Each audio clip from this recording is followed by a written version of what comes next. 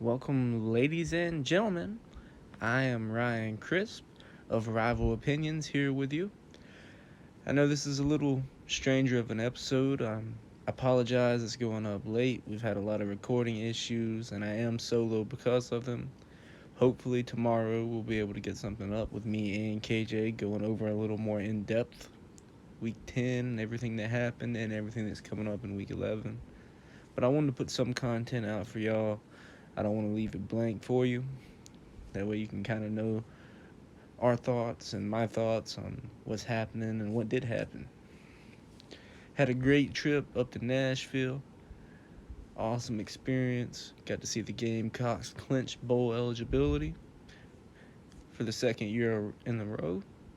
Shane Beamer never not being bowl eligible as the head coach of South Carolina. Had a great time up there in Commodore country, man. South Carolina wins the game 38-27, improves to 6-3, while the Commodores fall to 3-6. South Carolina scored 17 points in the first quarter, 14 points in the second quarter. Great first half offensive showing for the Gamecocks. Really coming out party for the offense. Even though we did slip back into some offensive struggles, kind of went conservative in the second half, only scoring in the third quarter, going scoreless in the fourth.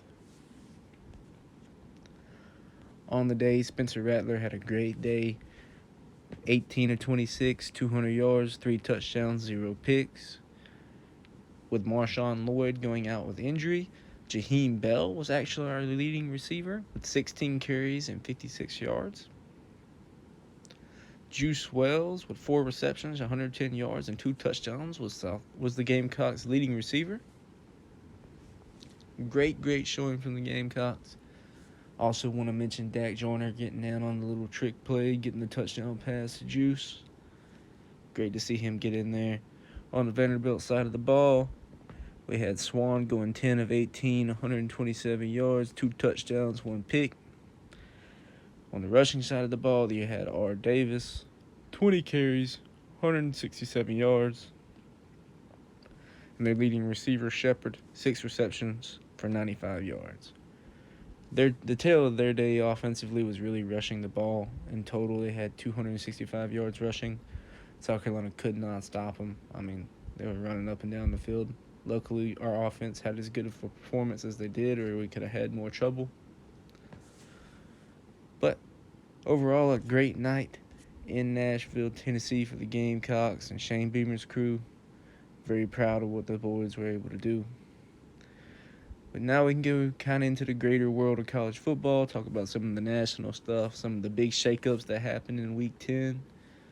A lot of crazy stuff going on right now in college football. Georgia knocking off Tennessee 27-13. I mean, pretty much complete and total domination. They never really took their foot off their throat. Tennessee never looked like they had a chance. Hendon Hooker on the day, 23 of 33, 195 yards and a pick. Their leading rusher was Wright, 21 carries, 69 yards and a touchdown. Tennessee couldn't really get anything going on the ground against that Georgia defense. Their leading receiver, Tillman, 7 receptions for 68 yards. On the Georgia side of the ball, Stetson Bennett, 17 of 25, 257 yards, 2 touchdowns. Rushing, McIntosh, 10 carries for 52 yards. And receiving, McConney, 5 receptions, 94 yards and a touchdown. Great day for the Bulldogs. They seem to be headed on a steamrolling path to Atlanta in the college football playoffs. And now, I want to cover briefly what happened up in South Bend, Indiana. I know when we get KJ on the show, he'll have a lot to say about it. But I do want to cover it because obviously I enjoyed this game immensely, and I know our listeners, whether you're a Clemson fan, a South Carolina fan, or just a football fan, this is relevant news and you're going to want to hear about it. Notre Dame wallops Clemson 35-14, and it really wasn't even that close. Overall domination in the game. I mean, DJ Ubabadugi, or however you say his name, DJU, He did not look good. He looked completely terrible. They put Klubnik in on one play, put him in a terrible situation. The freshman throws a pick. He never sees the field again. Honestly, I think it's terrible decision making by Dabo. Clemson did not score until the fourth quarter, so they got kind of 14 points in garbage time. But overall, I mean, it was just domination. They never looked like they were in the game. They got beat on both lines of scrimmage, which you don't really expect out of this Clemson team. You always expect their defensive line especially to look good. They kind of got blown off the ball all night. And the tail of this game was special teams, which you know I love with the Beamer ball, and rushing the football. Notre Dame had their way running the ball. Read you some of the stats from the game. DJU, 27 of 39, 191 yards, a touchdown and a pick. Will Shipley, 12 carries, 63 yards and a touchdown. And Allen had 7 receptions, and 60 yards. On the Notre Dame side of the ball, Payne, 9 of 17, 85 yards and a touchdown. Receiving, Diggs, 17 carries, 114 yards.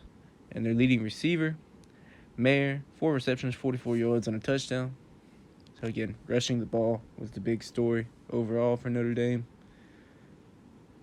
Game literally never looked like it was in question. A loud crowd there in South Bend. The attendance was announced at 77,622. I mean, I'm not on the committee, but I have to think this is going to knock Clemson out of contention. With so many good teams there at the top and a loss this ugly this late in the season, I can't see them clawing their way back, even if they win out, which I don't think they will. Even if they win out the regular season, I think they've got a good chance of losing in the ACC championship, which they have already locked up, the Atlantic. It'll be interesting to watch the rest of their season unfold, but a glorious day in football when you can see the Gamecocks pull out a win and the Tigers fall. I do also want to briefly mention the craziness that happened in the real Death Valley down in Baton Rouge, Louisiana.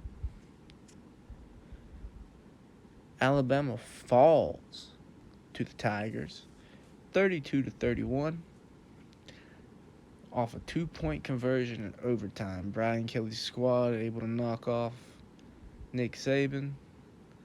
Game that no one expected. Everyone lost if you're going to pick them like me or you're making bets. I mean, no one's seen it coming. It completely shocking. LSU storms the field. Some questions about Nick Saban now. Is the dynasty dying? I don't particularly think it's dead, but I do think it's in the later stages, starting to die. I don't think Nick has that long left. It'll be interesting to see how he can recover from this. Alabama season officially over. They're out of the playoff race. I could see them going something like the Orange Bowl or something. Bryce Young on the day, 25 of 51, 328, a touchdown and a pick. Rushing the ball, Jahmyr Gibbs, 15 carries, 99 yards. Receiving for Bama, Brooks had 7 receptions for 97 yards and a touchdown. On the opposite end, you had Daniels for the Tigers, 22 of 33, 182 yards, 2 touchdowns. Rushing the ball, Daniels again, 18 carries, 95 yards and a touchdown. And, of course, receiving, Booty, 7 receptions, 51 yards. Such a legendary last name, by the way. Booty. I love it. Gutsy call by Brian Kelly to go for 2 in overtime. In a game that shocked the country, shocked the whole college football landscape.